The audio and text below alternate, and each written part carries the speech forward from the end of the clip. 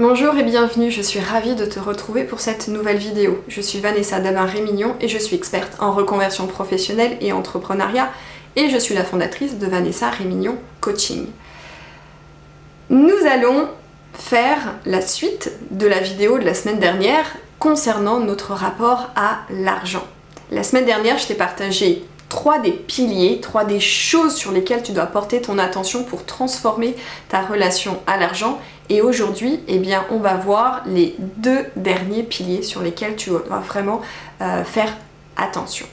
Mais avant qu'on entre dans le détail, eh bien, je t'invite chaleureusement à télécharger 2 cours qui te sont offerts au choix, soit celui sur le business model et comment justement trouver le business model qui te correspond à 100%, soit le cours concernant la réussite de ta reconversion professionnelle. Alors, quels sont ces 2 autres piliers sur lesquels tu dois porter ton attention pour transformer cette relation que tu peux avoir avec l'argent? Le 4e élément sur lequel je t'invite à porter ton attention, ce sont tout simplement tes comportements, tes habitudes avec l'argent. Comment tu te comportes au quotidien avec l'argent? Est-ce que tu es plutôt du genre je gère? Est-ce que tu as un budget? Est-ce que tu as un suivi? Ou est-ce que tu es plutôt du genre je m'y intéresse pas et tu délègues? Ou au contraire, il n'y a pas du tout de suivi? Est-ce que tu as tendance aussi à repousser le paiement d'une facture? Ou est-ce que tu laisses traîner des remboursements? En fait, toutes ces habitudes, tous ces comportements, eh bien, en disent long sur ton rapport à l'argent. Donc n'oublie pas en fait que ta situation financière actuelle, eh bien c'est le reflet des actions que tu as posées par le passé et que ton futur sera aussi le reflet des actions que tu vas poser dès aujourd'hui.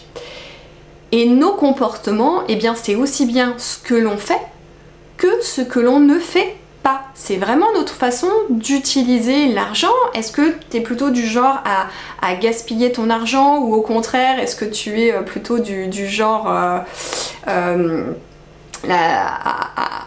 conserver, tu sais, vraiment l'argent, à être vraiment quelqu'un de très économe?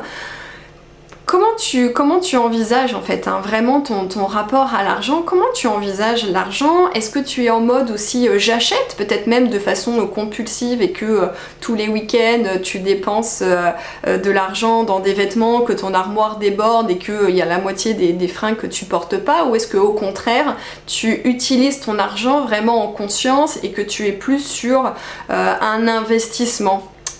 Ou un achat, on va dire, réfléchi parce qu'il répond vraiment à un besoin. Donc c'est vraiment important de s'observer aussi et de voir comment on se comporte avec l'argent. Et en fait, il y a 3 mouvements clés dans ton rapport à l'argent. Il y a tout ce qui entre, donc c'est peu importe que ce soit ton salaire, des aides, etc. Donc tout ce qui rentre.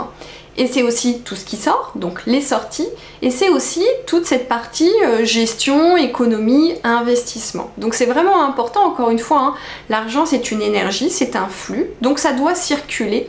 Et je t'invite vraiment à regarder dans ton comportement, dans tes habitudes, si tu es vraiment dans ces 3 flux. Ensuite, le 5e élément sur lequel tu vas avoir besoin de porter ton attention, eh bien c'est tout d'abord ton potentiel inexploré et ce truc de manquer de confiance en soi. Tu vas avoir besoin de prendre conscience de ton potentiel créateur.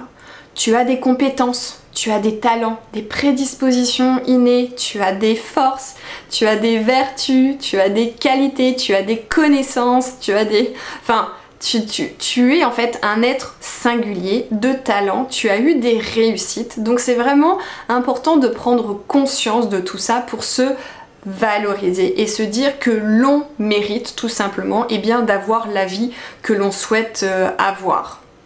Et plus tu seras dans cette dynamique-là, plus tu feras ce travail de portrait aussi. Juste, des fois, il s'agit juste de prendre son stylo, une feuille, et de vraiment noter toutes ces choses qui te concernent, toutes tes réussites, pour vraiment prendre conscience en fait que bah oui, tu as des aptitudes et que tu as des choses à apporter au monde.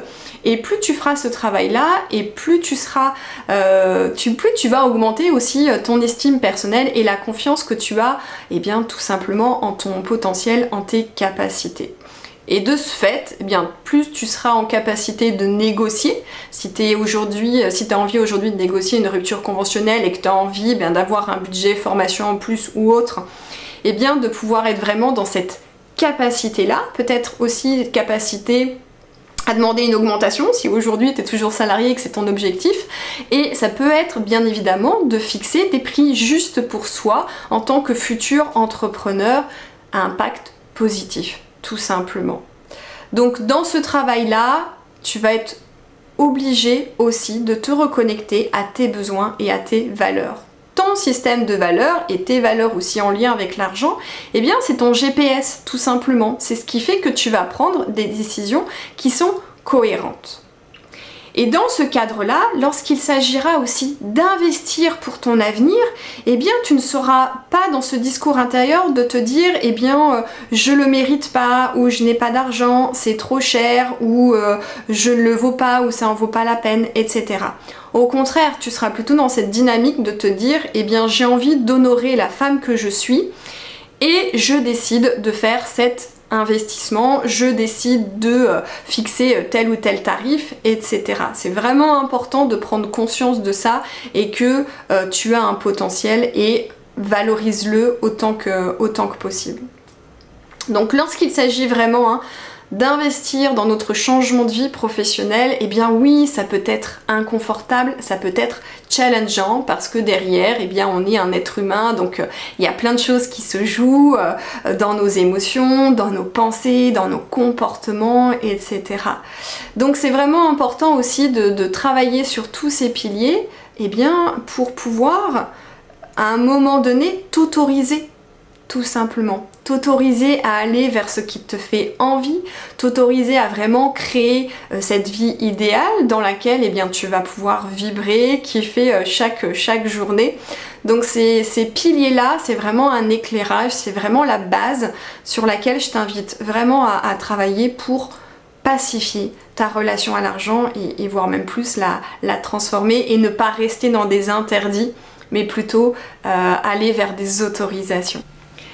J'espère que cette seconde vidéo t'aura aidé à changer ton rapport, à changer tes croyances sur l'argent.